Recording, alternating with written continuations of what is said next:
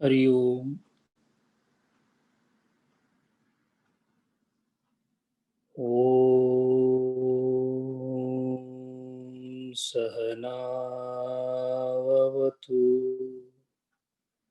Sahanau Bhunaktu Saha Viryam Karavavahai Tejasvinavadhitamastu ma vidvishavahai. Om Shanti Shanti Shanti.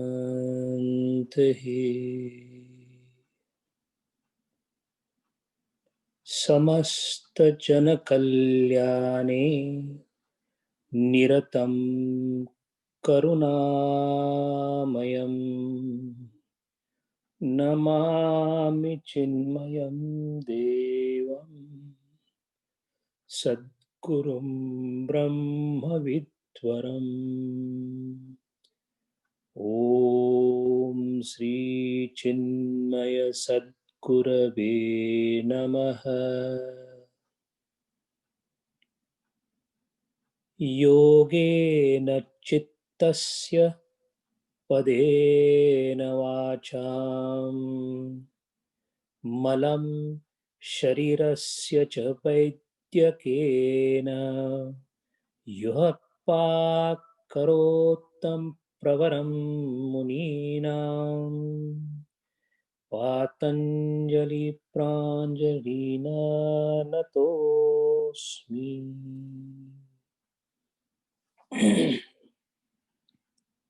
Hari Om. A person who is really keen on observing the universe, his own mind, in order to firmly establish what is the nature of universe, a Gambhira Sadhaka,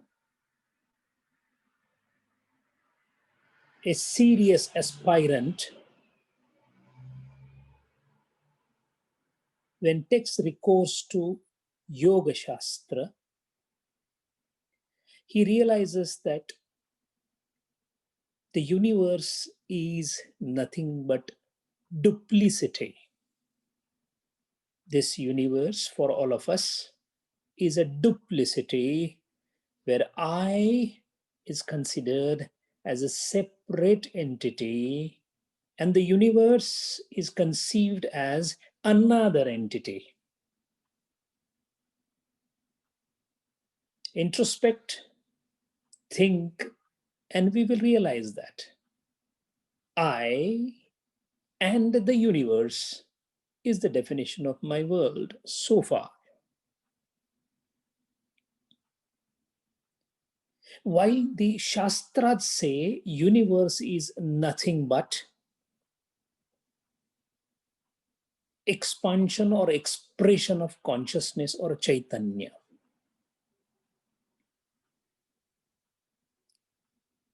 we are now trying to enter into the area of deeper analysis of unfolding of consciousness. It has direct bearing upon the sutras under the study, as well as understanding the intricacies of how Yoga Shastra, by understanding the structural part, the anatomy, slowly takes over the functional part and makes a sadhaka reach his destination. If the universe is nothing else but unfoldment of consciousness, then it presupposes that it starts from a point which is nothing else but consciousness par excellence. A consciousness in totality, a consciousness in entirety has further expressed itself in the universe, and this expression compelled the consciousness to create the condensation or involution. In other words, at one end of the spectrum, we have a full consciousness, which is Chaitanya, Atma Tattva, Brahman, whatever name you gave.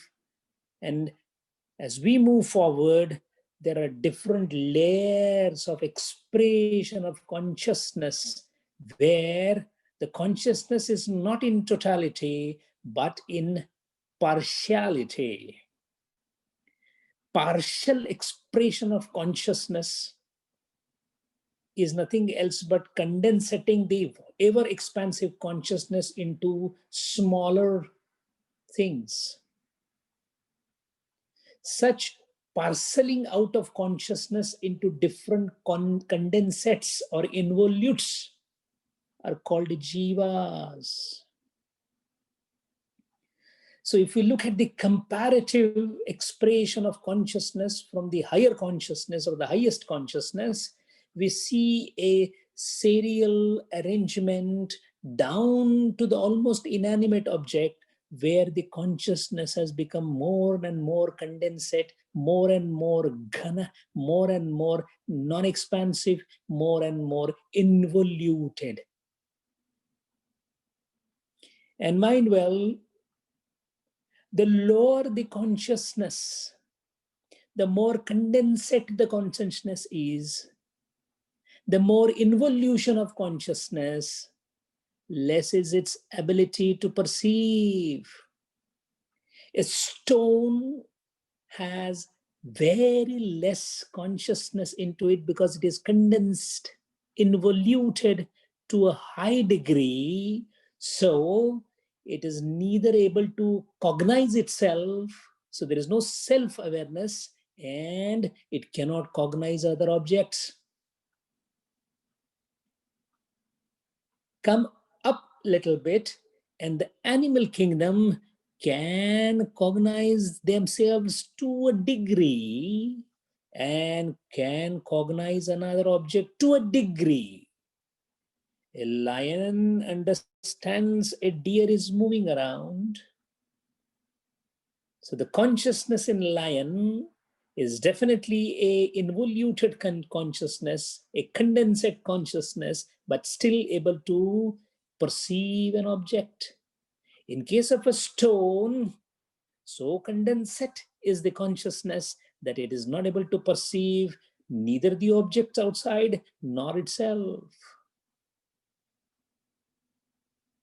So that means the whole world, we may name it under any name.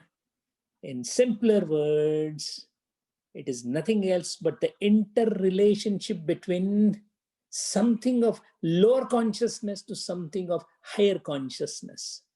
A lower conscious object is called object. A higher conscious thing is called subject. A higher consciousness can cognize and perceive lower consciousness, but not vice versa. If this is so, that means everything that has become an objective for a subject is of lesser consciousness.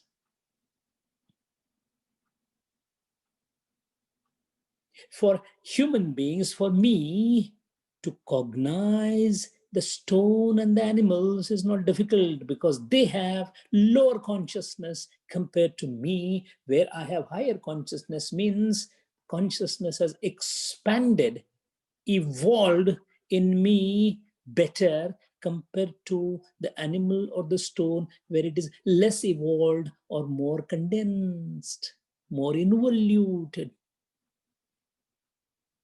If this is the case, then in this particular sequence, as the object starts becoming the subject moves upwards. That means the consciousness from least possible expressed consciousness or the highly condensate consciousness of stone, as it starts moving up towards animal, further moves it up and evolves, it becomes man. Then what is next to the man?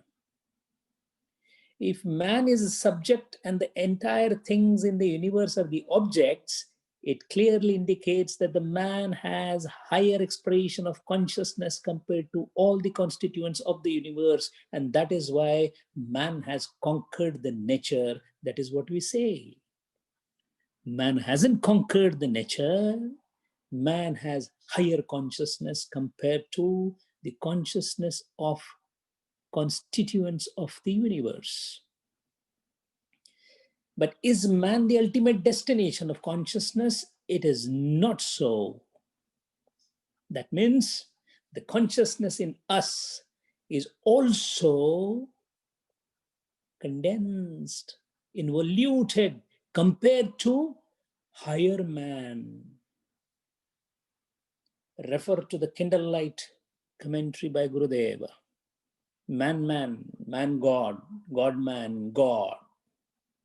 So the consciousness of a man, when it decides to grow, evolve, it moves from the present level of consciousness to higher and higher level of consciousness till it reaches the ultimate consciousness where further evolution is not possible. That destination is called Kaivalya.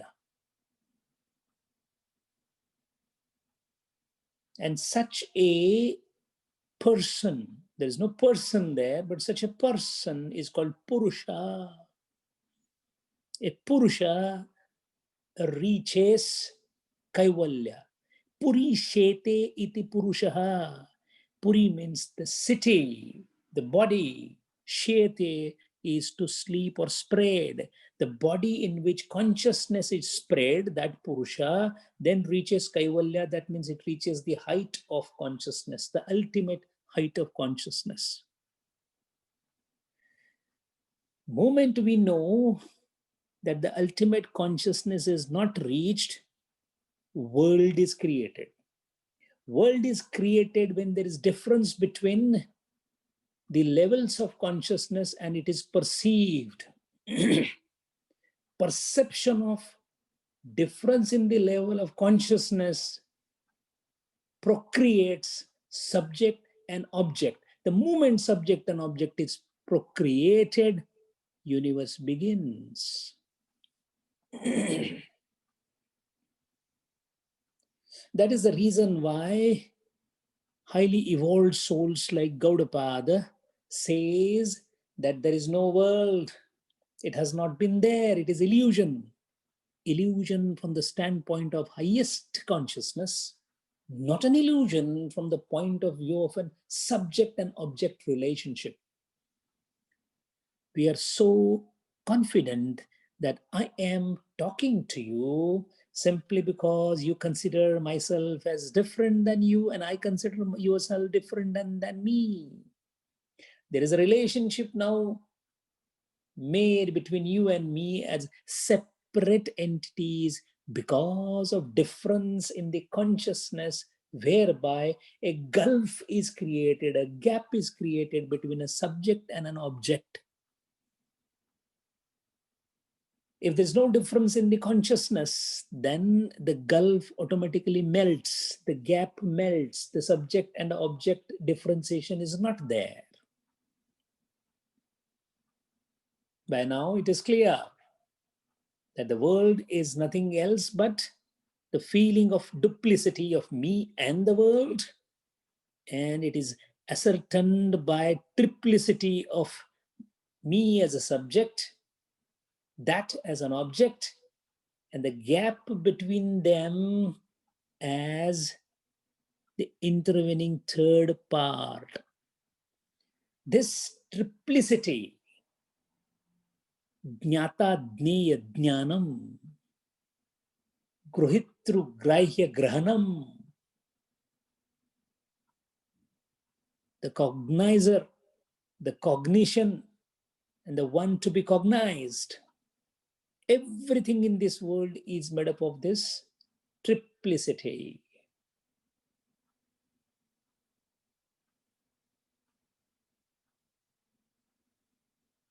Triputi, as it is called.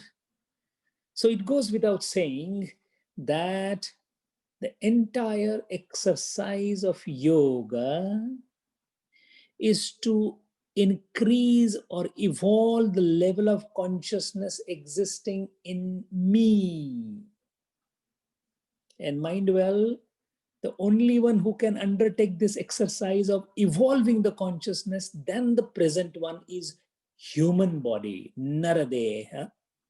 None of the others have this possibility, simply because the self-awareness is not there in animals.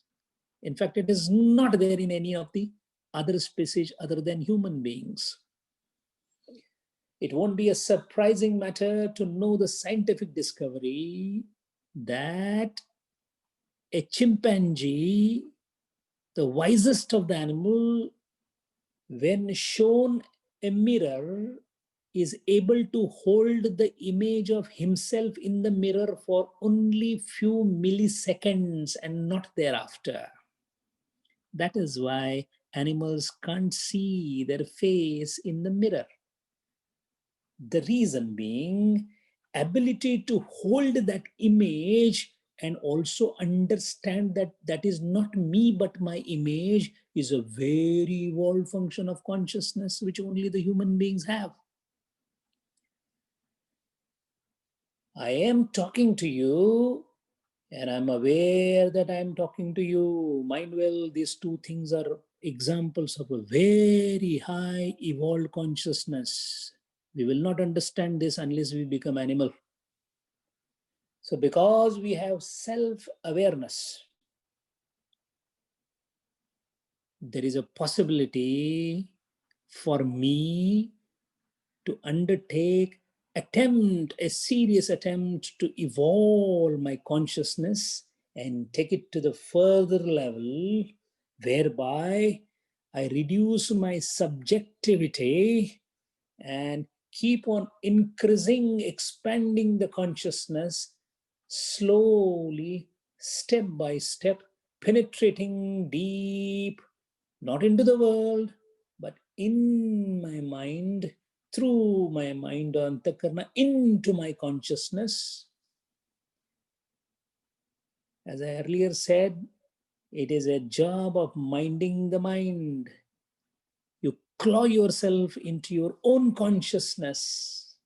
Because you are not the mind, you are able to use the mind to claw back the mind into the consciousness and go deeper and deeper. Thereby you expand the level of consciousness, and ultimately the expansion ends when it becomes one or gets fused with the highest consciousness.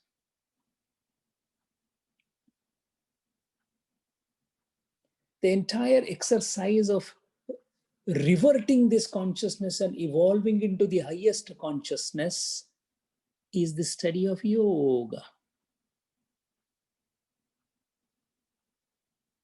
An absolute reverse procedure is to bring the consciousness into the world and get it completely scattered around. That is why the first and the foremost step taken by a yogi, and so should be also the step that needs to be taken by all of us as sadhaka, is shut off that stupid interaction with the universe. The indriyas interacting with the universe, creating variety of impression through the indriyas, creating sensuous channels, is the first thing that we block in the study of any of the Adhyatma Vidya, more so in yoga. Vairagyam. Only when the entire world outside is shut off can you turn inside to deal with the world inside. Mind well, the world inside is far bigger, far difficult, far complex to handle than the world outside. Unfortunately, we are fatigued by our interaction with the outside world and we find it so difficult to deal with. No, sir.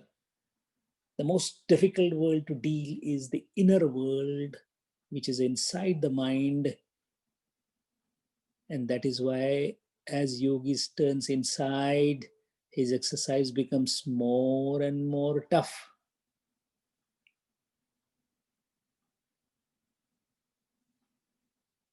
Another important corollary that needs to be kept in mind is when the consciousness is in the role of subject and object. In Shastriya Paribhasha, the subject and object are called upadhi. Upadhi, it's a consciousness with a limited adjunct. A highly powerful person taking a minuscule power and entering in interaction. A highly potent consciousness becoming smaller, limited by the body vestures is jiva, upadhi. When upadhi is interacting with another upadhi, object, the only difference is one upadhi is having a little higher consciousness, the object is having a lower consciousness. An object is an object because of its low consciousness. A subject is subject because of higher consciousness. Higher consciousness cognizes the lower consciousness, not the reverse versa, vice versa. A stone cannot cognize a man. A man can cognize a stone because he has higher consciousness. The question is, even though the subject interacts with an object and he cognizes an object,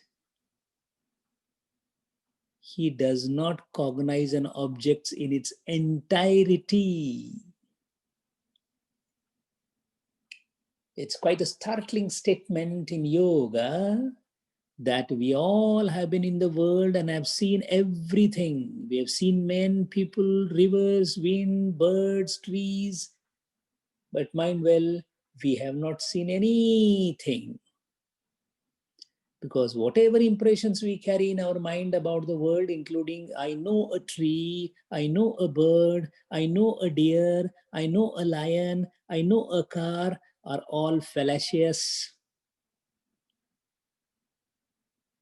We do not know a thing as a thing. We know only part of the thing.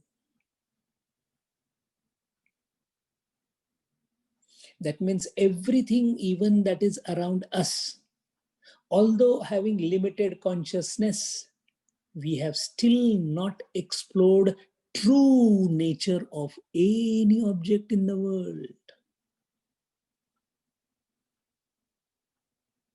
Every object is perceived as only part of the object. When we call a car, we have only perceived an assemblage of certain things, creating an impression of a mobile structure, moving structure, and we call it a car, but that is not the true nature of that object.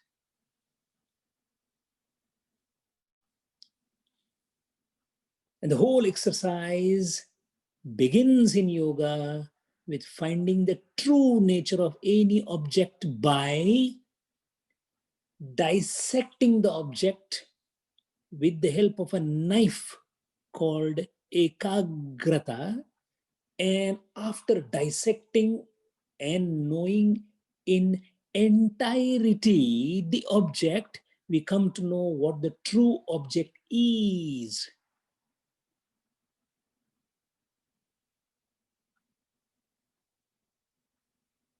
And to know the true object, it is essential that the consciousness present in that object is completely preoccupied or completely mixed with or completely fused with the consciousness of the subject. If it fuses only with the certain dharma or the aspect of an object, we only understand that aspect of an object.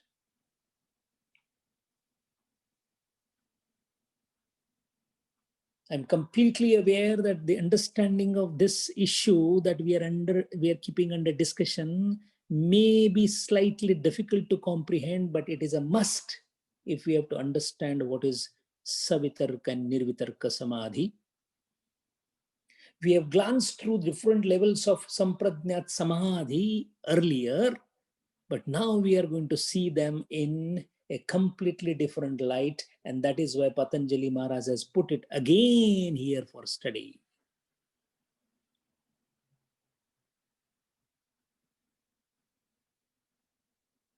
And all this understanding of consciousness of an object by a subject depends upon application of consciousness, and the application of consciousness, presence of consciousness, happens only at one point in our body. The point is antakarana. Rest all is paraphernalia. The hand, the mouth, the body, the hairs, the systems, the blood, the nerves, all is paraphernalia. The gist, the condensate, the most important element is nothing else but the antakarana, the mind. This mind is nothing else but a crystal in which the consciousness par excellence expresses itself, and the expression of that consciousness in the antakarana itself creates the world.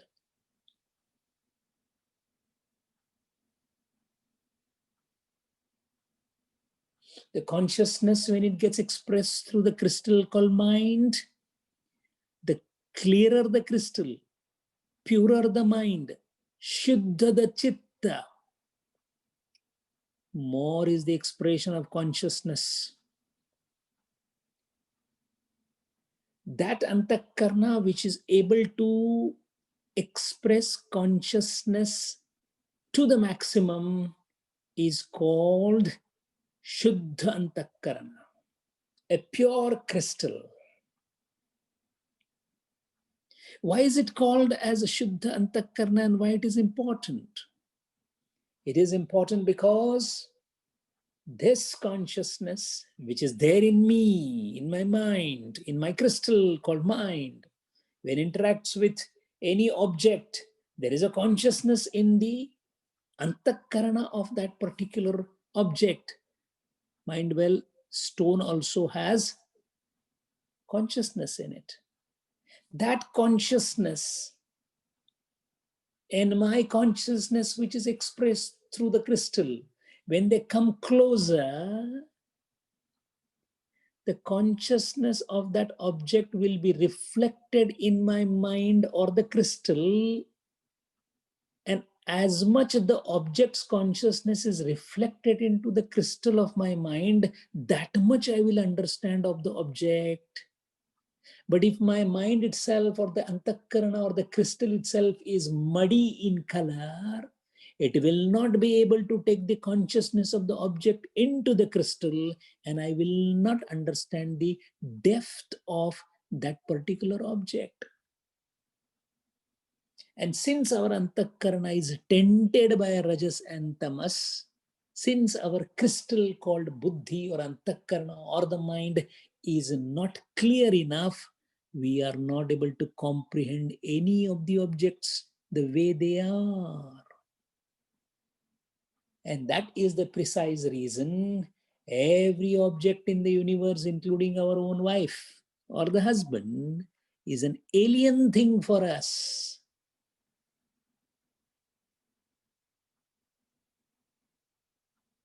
So it goes without saying that I shall understand the world or the world of objects as a subject to the extent my mind or antakaran or the crystal is pure. Purer the antakarana, wider is the understanding of the objects in the world.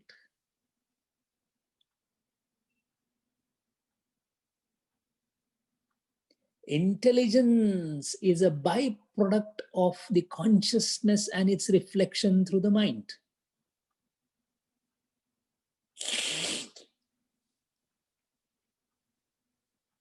Once this is clear, then it is easier to understand the 41st mantra. Kshina vritte abhijatasya iva manehe grahitru grahana graheshu tatsthat tad anjanata samapatti.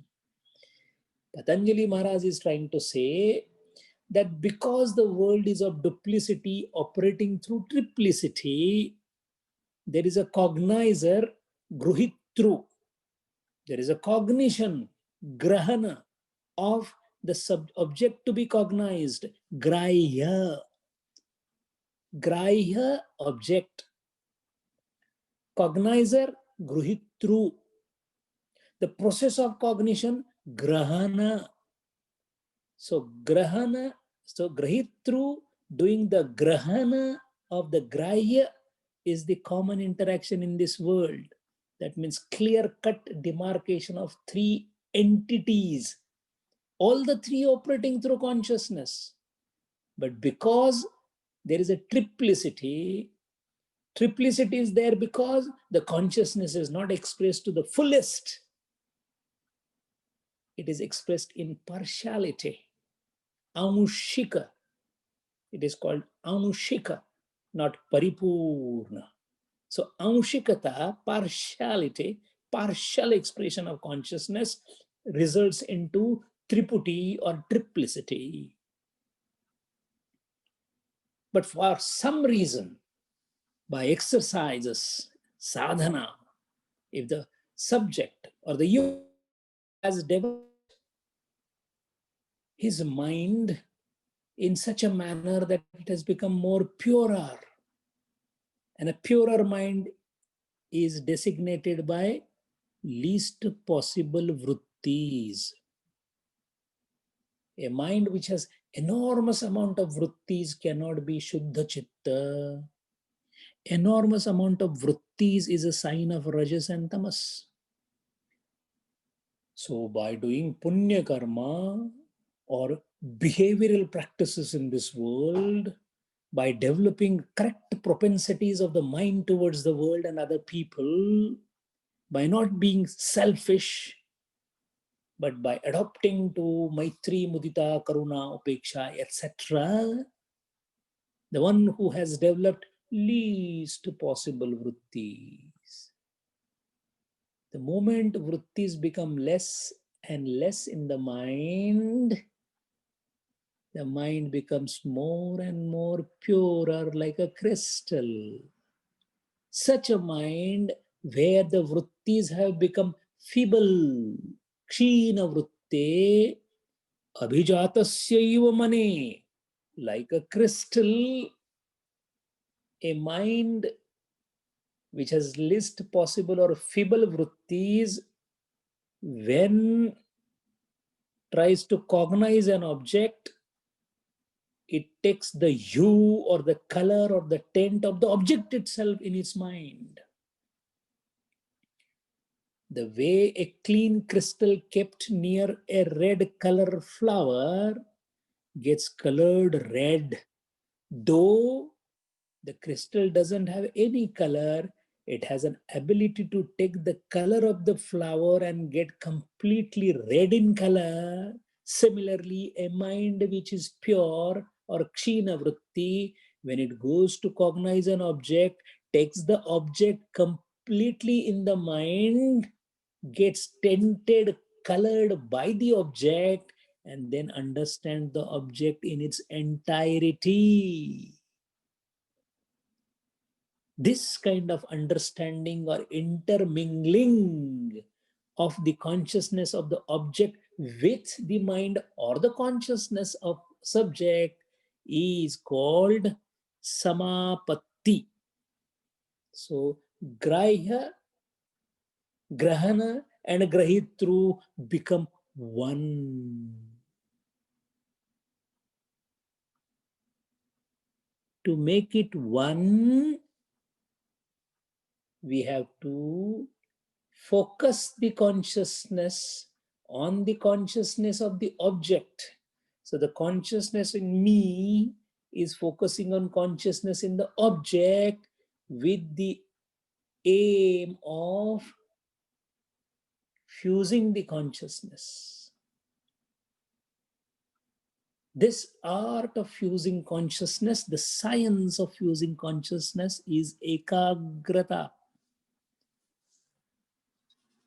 When this Ekagrata is achieved, then what happens is there is Paripurna Tadakarita. Tad Akarita. Tad means that object, Akar means take the shape. That means my mind takes the shape of the object that I want to cognize. Why we are stressing so much on subject-object cognition? Because whatever we do in this world, we do it superficially. Why is it that we find Yoga Shastra difficult to understand? Because my consciousness is not being put into practice properly to cognize the object, which is the object under study. My consciousness right now is trying to comprehend what Patanjali Maharaj is saying. So it is trying to become one with the consciousness that is dwelling in the sutra. We may say sutra is not an object, but sutra is creating certain amount of thoughts. That which is dwelling in those thoughts, when it properly fuses with the thought of a cognizer, of the person who is trying to understand, suddenly we say, I understood, it enlightened me. I have studied Yoga Shastra, I understood the 41st Sutra. Understanding is enlightenment, enlightenment is fusion of consciousness. Fusion of consciousness presupposes a subject and an object.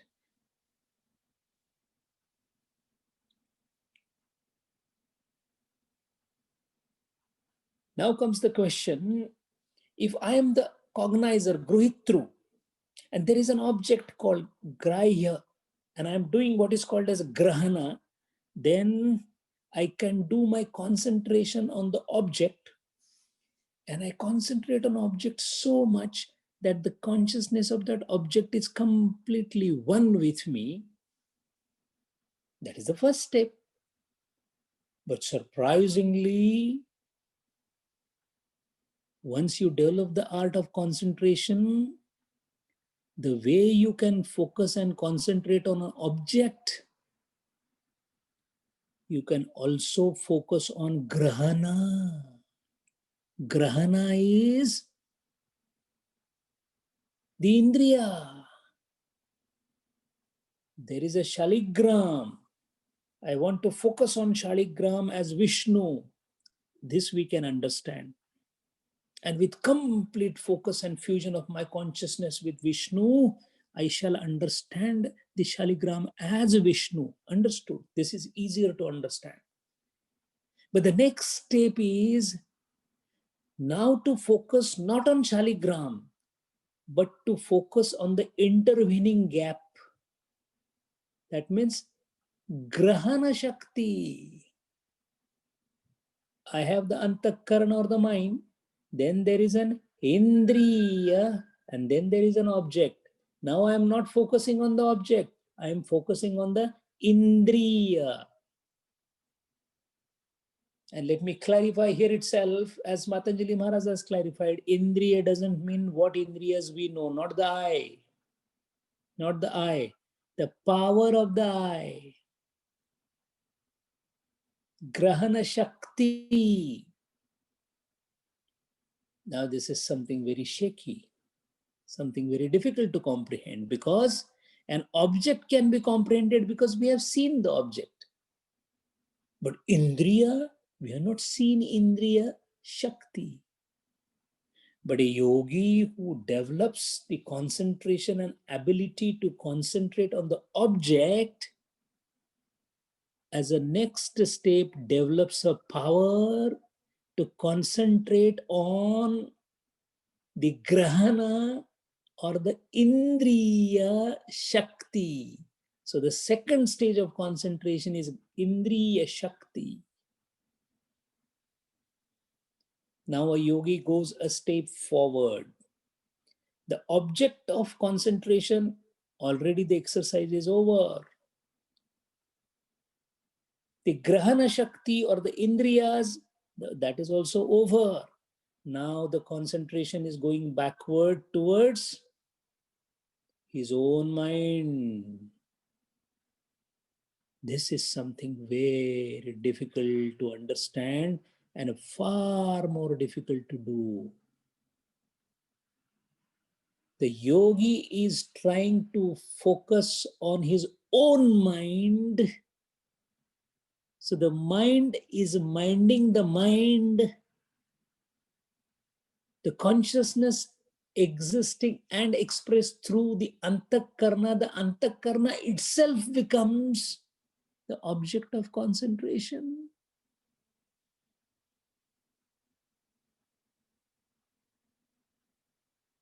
When this stage is achieved,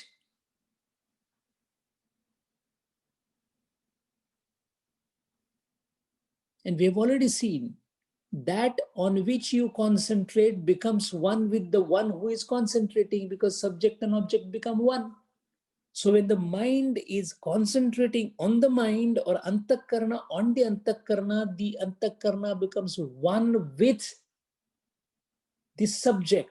And who is the subject now? The subject is something beyond the mind, because that is the final subjectivity that you can think of. Beyond this, the subjectivity ends, because the consciousness has reached the divine consciousness or the highest possible consciousness. The moment last bit of subjectivity is over, Purusha Khyati, Kaivalyam is achieved.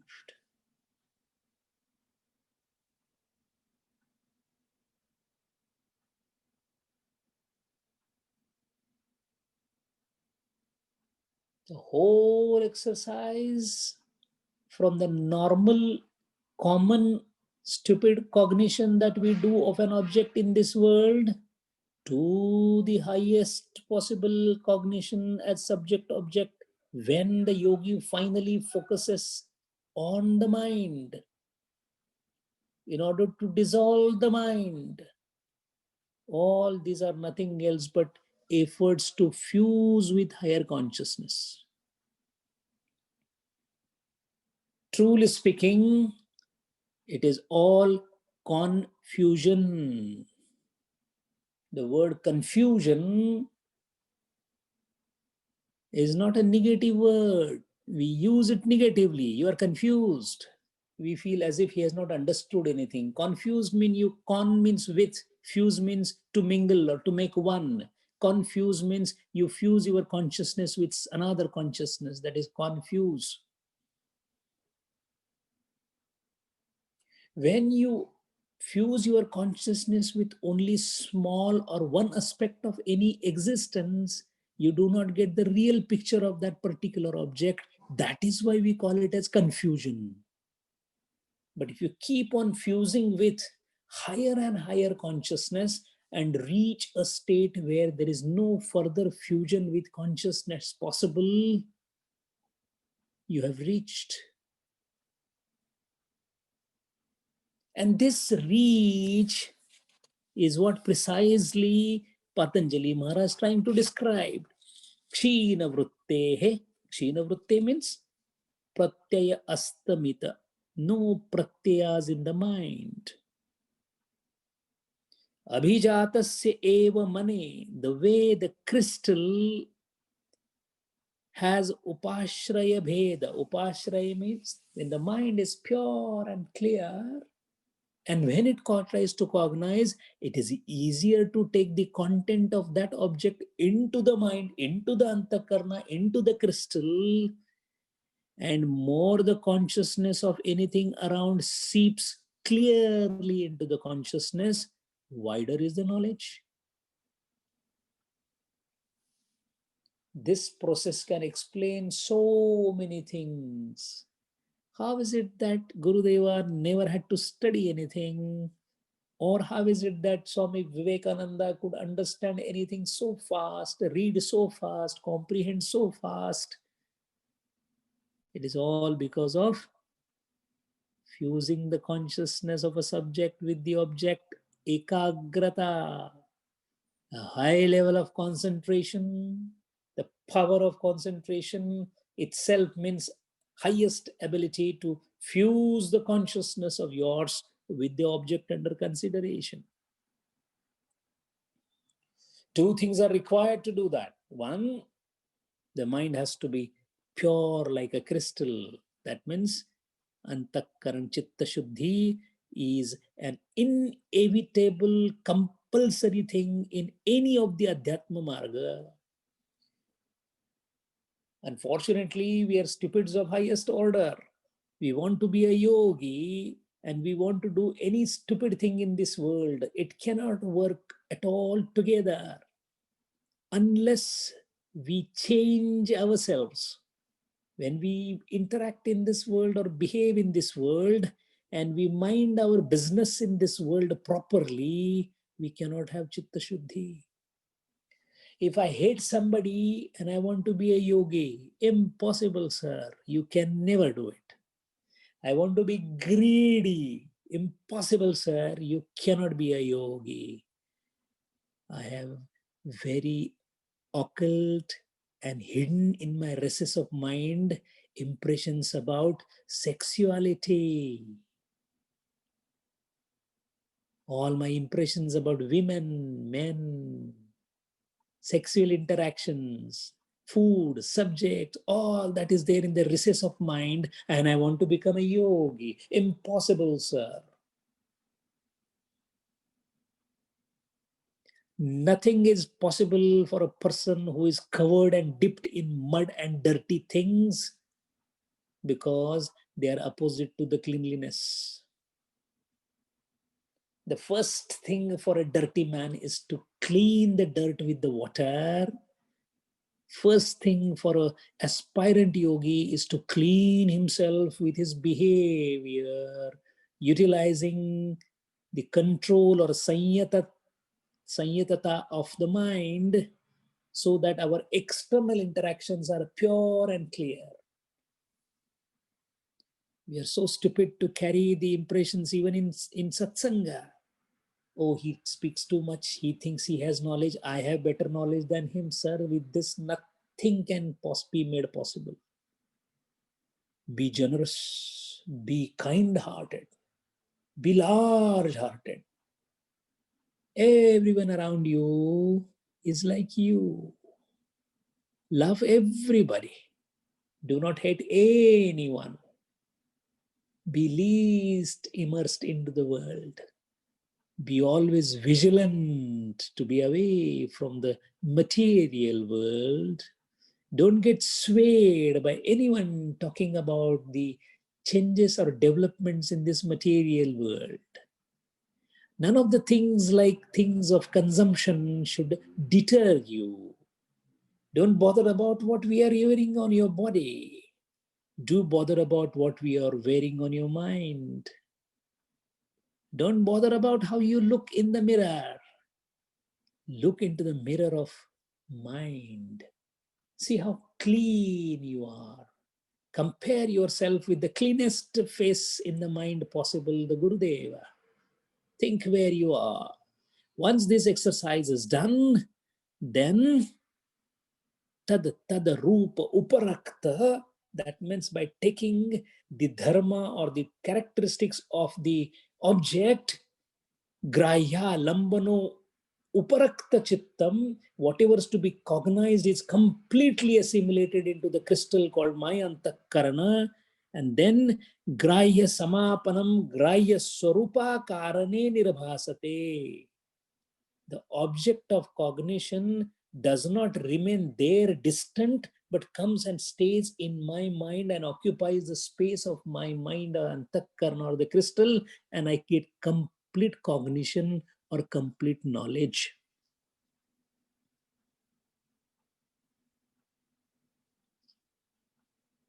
Now the question is, how do I start the exercise? The yogi starts exercise from the gross object. When there is a stula vishaya, a murti in front of you, idol or a shaligram or anything, or a jyoti, when some object is put in front of you, it is called a stula object. When that stula object is made a subject of my concentration, and I start throwing my consciousness into it, then stula vishaya grahaka samapatti, which is related to the sub-object. Object is called grahya. Grahya vishayaka samapatti is vitarka anugat and vichara anugat. When I focus myself not on the object, but on the indriya, grahana shakti, not grahya, grahana. You focus on the grahya, then you focus on the grahana, that is the indriya part of it, then it becomes grahana vishayaka samapatti. This is called as ananda anugata sampradnyat samadhi. And at the last bastion, now I don't have any object in front of me, I don't have indriyas in front of me, I am focusing on my own antakarana. My mind is focusing, concentrating, doing sanyama on my mind. That is called grahitru vishayaka samapatti. Grahya, object, grahana, indriya, grahitru, the mind. Mind concentrating on the mind to annihilate the mind. This is called suicide of the mind, according to Gurudev, which is the asmita sampradnyat samadhi. This is how the three things are done. Now comes the question that, understood at a theoretical level, this so-called tadakarata on the object or the indriya or the mind, savitarka, nirvitarka, savichara, then sananda, then saasmita. Understood? How this happens, a more in detail, comes in 42nd Sutra. Tatra shabdartha jnana vikalpaihi sankirna savitarka samapatti. See now, Patanjali Maharaj is unfolding all the details of the process.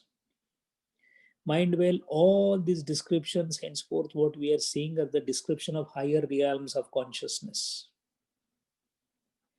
These are experienced by yogis in the higher realms of consciousness. We haven't experienced, but we are trying to project our intelligence to understand these higher realms as told by Patanjali Maharaj. What he is trying to say in this sutra is something very, very critical for our understanding. Please focus on what we are discussing now, because it has absolute relevance to the concentration or dhyanam. Take an example of a cow. A cow is called gau in Sanskrit. When we utter a word gau, what comes to our mind? We immediately comprehend, oh, I'm talking about a cow. But what is a cow? We don't think about it. We presume I know cow. So gau, I know. But Patanjali Maharaj and Vachaspati Mishra and Vijnana Bhikshu and Rajamartanda Vritti, etc., they have dealt in depth in explanation. Mind well, when we utter any word, there are three aspects to every word. Shabd, Artha, Jnana. Shabd, Artha, Jnana. Let us see one by one. Gau iti Shabdaha, Gau iti Arthaha, and Gau iti Jnanaha. These are three different things. Let us take the word Gau, only Shabda. What is a Shabda? G akar, O akar, and Visarga. These three together have formed the word. We are now only talking about the word alphabet Gau. That is one aspect of that Gau. There is a Shabda aspect. Then we have a Artha aspect. What is Artha aspect? Artha is, oh, it is an animal. It is an animal of four-leg typed. So we know the species. There are many cows, that also we know. A cow usually has two horns and four legs and one leg, and she gives milk. That's also a part of the Artha. Now, there is one is called Artha, one is Shabda. And mind well, we don't, whenever the Gau word is uttered, we don't say, okay, four legs, and we don't count all this, because all this suddenly flashes in the mind. All the attributes of a substance flash in the mind and give a gist of that particular thing. The gist is knowledge.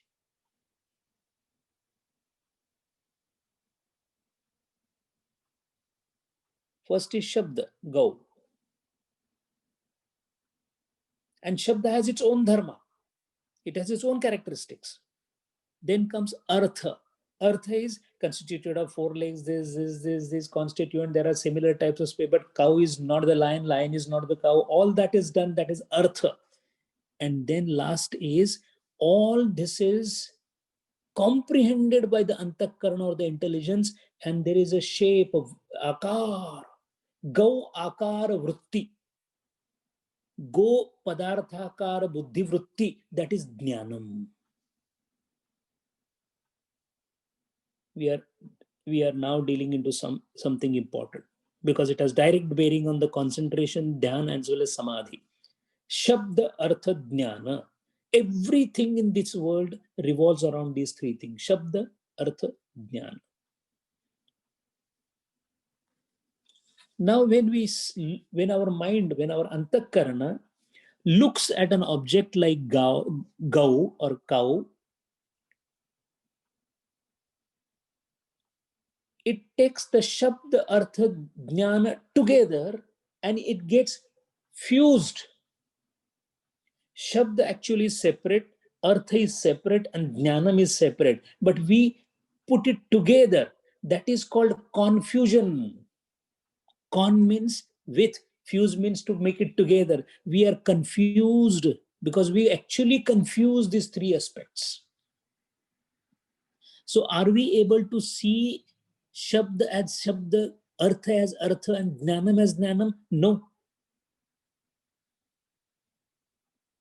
And because it gets confused together and not comprehended separately, not perceived separately, it is cumulatively perceived.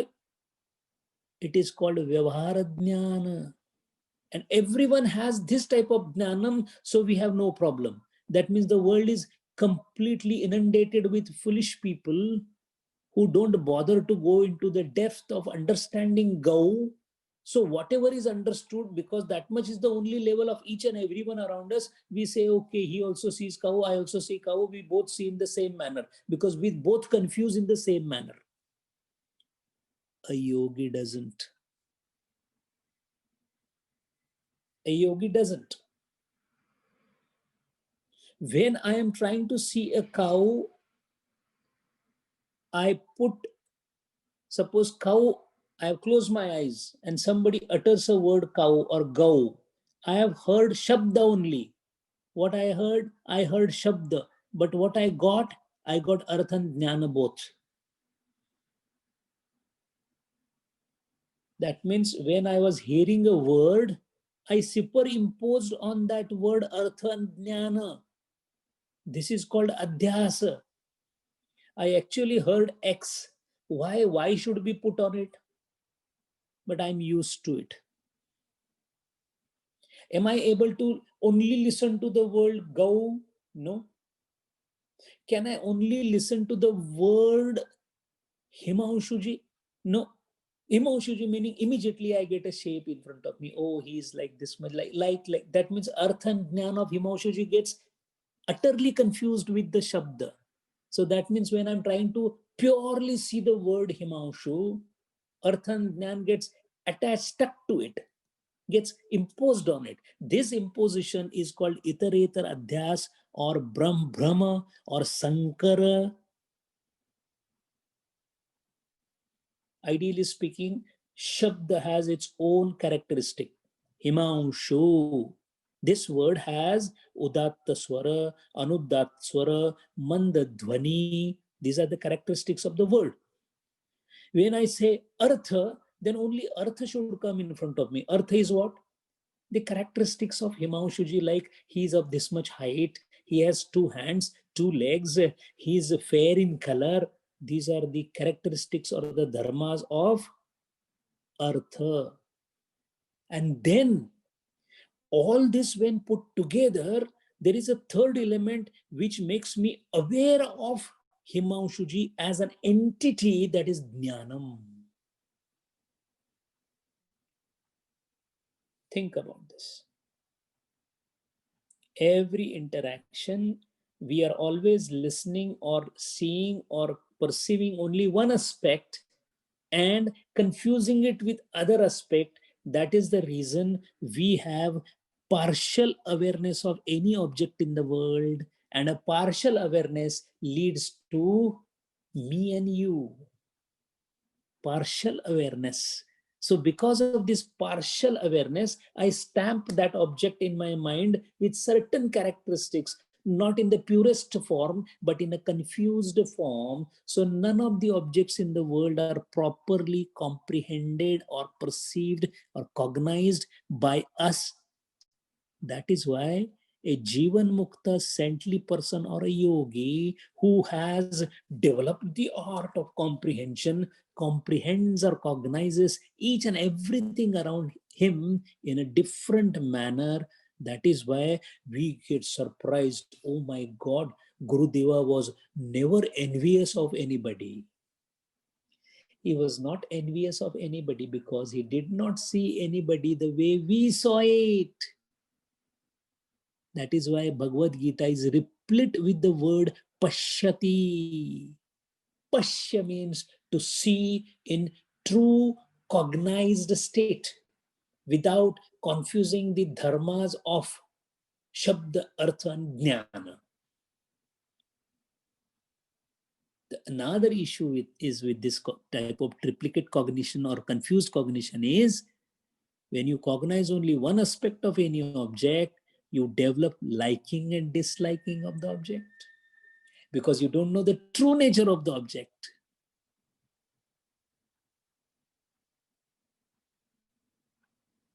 When I interact with my wife, I do not interact with the wife, I only interact with the words that she said. She said, "You are not a good man." Now I am not interested in knowing she as an expression of consciousness. Now I am more interested into the Shabda. And that Shabda makes me she as an object of hatred. My reaction, because of my partial understanding, anshika jnana of the object, is anukula pratikula pratisada, raga dvesha. And sir, that is where the world gets confused. So confuse is confusion, fusion of X with Y with Z with X. Shabda, Artha, Jnana. Shabda is understood as Artha and Jnana. Jnana is understood as Shabda. When Gau as a Shabda is understood, Artha and Jnana is also perceived as Jnana. When Gau is perceived as Artha, Shabda and Jnana is perceived as Bodha. And when Gau is perceived as a Jnana, Shabda and Artha is perceived as Adhyasa. So this is mutually perceived things that confuses and we are in utter confusion. This understanding, if it is clear in our mind, then we know what yogi is trying to do in Savitarka Samadhi. In Savitarka Samadhi, yogi through the concentration is trying to see the three aspects in three separate independent forms. He sees Shabda as Shabda, Artha as Artha, Jnana as Jnana. This slicing into proper categories of Jnanam is Savitarka Samadhi. So a normal person sees any object as Shabda Artha Jnana intermingled with each other. Then comes the state of Shabda Artha Jnana separated from each other. Then comes a state where Shabda Artha Jnana is not separately conceived, but the substratum of these three is conceived, called Nirvitarka Samadhi. Once that is done, then the object cognition is over. Then the Indriya cognized charts, which is Ananda Samadhi. When that art is mastered, then we go towards the focus of mind, and then the last bastion of Asmita Sampradnat Samadhi comes. These sutras, around 9 of them coming in the line now, are traversing in this direction. This background, if it is clear, then the person becomes adept in dhanam. Not because we heard the word dhanam somewhere and Gurudeva said in one of the lecture, please do dhanam. We sit in the morning expecting that within about an hour or so I shall get Atmadhnanam. Never, sir, never possible. The basics have to be clear in the mind. The process has to be clear in the mind. And then, like a sculptor sculpts his sculpture, we sculpt the mind into a mold. We train our mind, make it more dynamic, make it more inwards, reduce our vrittis, only after purifying our chitta. And then we develop what is called as dhyanam. Hari Om. Om Purnamada Purnamidam Purnat Purnam Udachyate Purnasya Purnamadaya Purnameva Vashishyate. Om Shanti Shanti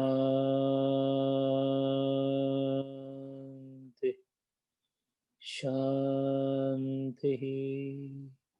Harihi Om Shri Gurubhyo Namaha. Harihi Om.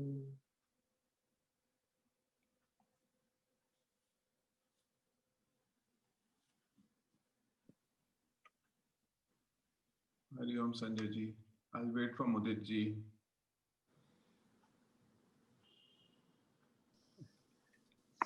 So my question, Sanjay ji, is in Vedanta they say that live in the world and as a karma yogi, right? So you perform. Yes. And, the equivalent in the Yoga Shastra, I'm just saying that the process and methodology, right? Because the way you described it today is, I mean, theoretically very right, absolutely, but the degree of purity seems to be much higher in this sort of form of study. I mean, is the understanding wrong, or is there an equivalent way of living in the world and performing the duties and becoming a yogi? Yes. You're very right. Yeah. Yes. Sorry, otherwise what I'm saying is it seems almost that, you have to be completely secluded. I mean, so how did they manage? We talk of, the kings and everything, right? So like Janaka, just an explanation. Yes. No, it may sound that the Yoga Shastra is talking of seclusion. None of the yogis are secluded from the world. In fact, the whole attempt is to get really secluded from the world. It is not that easy. The Karma Yoga or interaction in the world, the only purpose of doing karma is to purify chitta. Every karma that you do in this world is meant to purify your chitta. Otherwise, there is no reason whatsoever for doing the karma. So what is karma yoga? Karma yoga is preparatory exercise to purify the chitta. More purified the chitta, then more easier it is to seclude and go for concentration. So the fact that the one who has purified his chitta to the maximum, his interest in the world is reduced to such a low level that he automatically goes into the seclusion and starts doing the further exercises of the mind. Those who are yet having prarabdham and are not fully pure in chitta shall definitely be immersed into the world. What is happening with us is we are doing kamya karma and getting immersed into the world, and again kamya karma leading to the further karma. So this is not the way the karma should be done. The karma and the world is a laboratory to prepare yourself. Karma yoga is a yoga to purify the chitta. After purification, but it doesn't mean that you purify, you completely get a certificate and then start doing yoga. The things happen simultaneously. A karma yogi purifies the chitta through the karma, so he performs his daily routines. In fact, you continue to perform your duties, but now you will be more and more authority oriented in your duty because you know how to do the karma. And once you know how to do the karma, a person who is playing a football in a wrong manner is asked to retire from the field and learn how to play the football. Once he knows how to learn, then he's not stopped. He's told that keep playing, because now nothing is going to happen even if you play, because you will play right. Till the time we know how to play right in this world, we shall have to reduce our activities and learn. When I say that you should be shutting off from the world, that means you should be shutting off from the activities done in a wrong way. If you're confident of doing the acts in the right way, for example, you're doing dhanam, no need to shut off, do the dhanam. If you want to do tapam, do the tapam. Tapam is what? Karma. And if you're talking about karma in the world, what is dhanam, sir? Dhanam is also karma. Upasana is karma. Ekagrata is karma. So karma shall we be doing. That is why if you are doing it in right manner, then do it for 100 years. Kurvanneveha karmani jijivishet shatagam samaha. Do it for 100 years. Live for 100 years doing right karma. Na karma lipyate nare. That is the second part of the mantra. Lipyate nare means do it in a manner none of the karma should produce the fruit. Our problem is we do karma, it creates phalam, again the karma, again the phalam, we are not coming out of it. That is where we have been told to give out of the world. Out of the world means out of the world that creates further phalams and further adrushta, papa punyam. If that is not happening, be immersed in the world. If you're a good swimmer, go into the ocean also, because you will not be drawn. But if you are not at all knowing how to swim, even in a small water, you have to be careful. It is better to get out. Why? Learn. That is the purpose. So it is not that you do one and yogi does something different. This is all in logical sequence. A yogi also becomes a yogi only when in his previous births he has purified one step by step, his chitta. So that is why who will get this tendency to go and sit in solitude and do this sadhana for a number of years? Why is it that Gurudev went straight away into the Himalayas? Because the Chitta Shuddhi was almost getting complete. All he required was basically some guidance. So Guru came, he gave the guidance, he did it, and it was done. But don't think that it was done only in one birth. Unless it is an avatar, it has to go over evolution. That is what we call progressive evolution of consciousness, is all that we are doing here. Evolve, evolve, evolve, till you reach a point where further evolution is not possible. That is called maximum consciousness, Purna Brahma. Hari Om. Hari Om, thank you. Sanjay ji, two quick clarifications. The first Ji. one is here, is it fair to understand the sound could be a soundless sound, it could be a thought? So that's a quick one. So does sound have to be a physical sound? Does Okay. can it be a soundless sound, just as a thought? That's one question. The second question is the use of the word vikalp. So in earlier, the first few shlokas, it is one of the vrittis, right? So, and that Vivekanandaji refers to it as verbal delusion, and if you refer to that lecture. So here the Gyan Vikalp is in the same category, because here Gyan Vikalp is now referred to as knowledge rather than verbal delusion. So the difference of the Vikalp, so when you're, because there it was, when you think of a, let's say a mobile phone, it has a lot of meaning which distracts you, and that vritti you are trying to get rid of.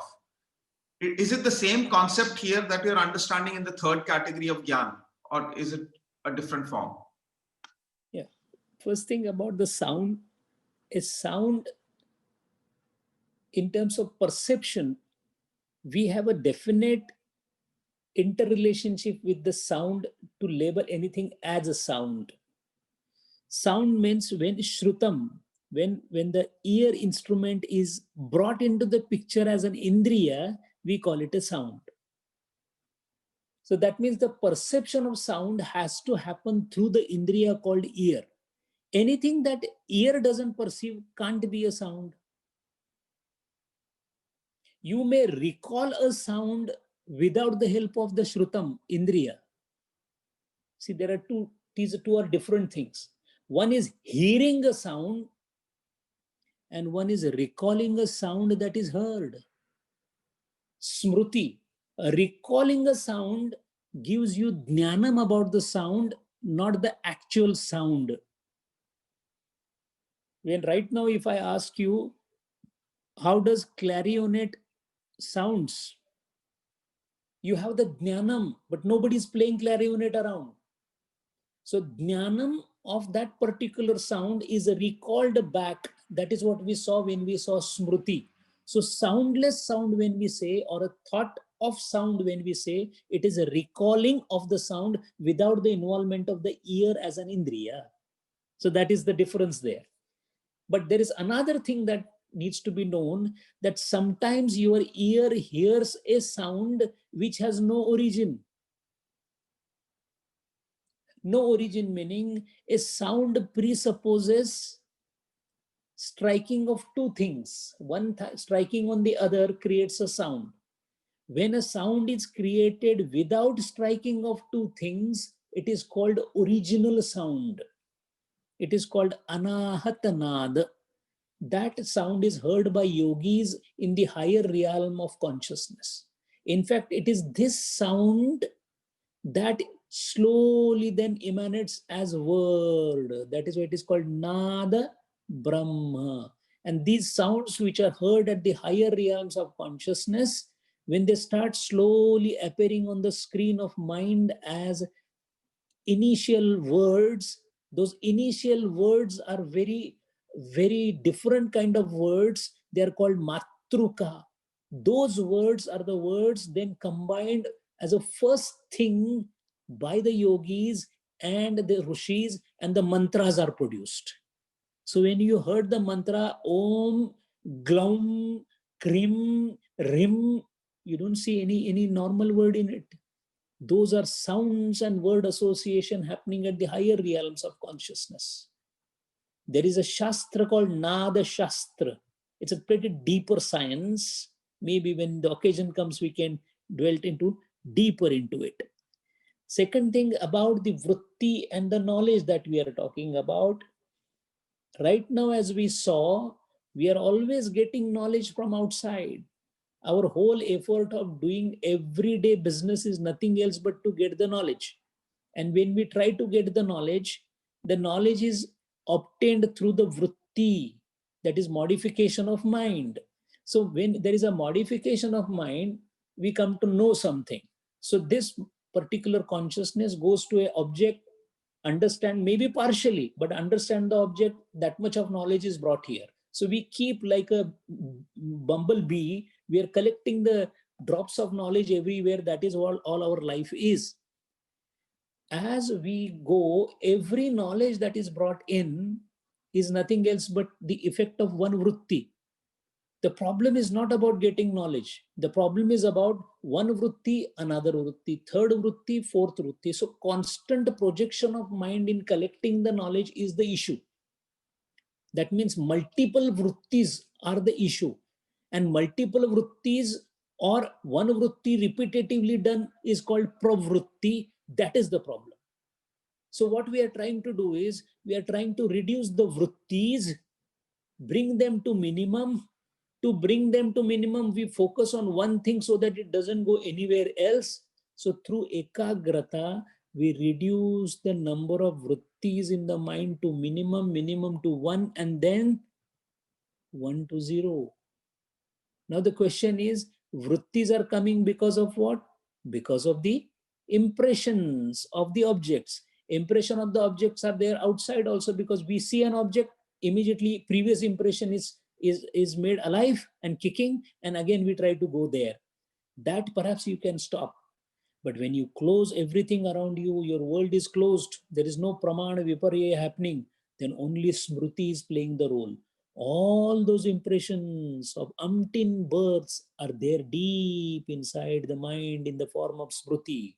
So when the yogi tries to concentrate, the smritis hound him. The same problem of pravritti happens not on external object, but on internal object in the memory. That is why, as the vrittis become less and less, consciousness becomes more and more progressive.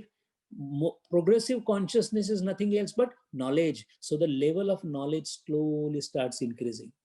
If you have 1,000 vrittis, the knowledge will be, let's say, X. If you have 500 vrittis, it will be 2x. If you have 250 vrittis, 3x. 125 vrittis, 4x. Only 60 vrittis, only 4 vrittis, only 1 vritti. This is called progressive expansion of consciousness, which is progressive expansion of knowledge, which we say, oh, the man has become so intelligent. His memory, you see, he is so powerful. There is no powerful memory. His ability to concentrate is increasing. And this particular thing has direct bearing with gunas. Gunas have bearing with chitta shuddhi. Again, we come back to cleanliness of heart. Hari Om.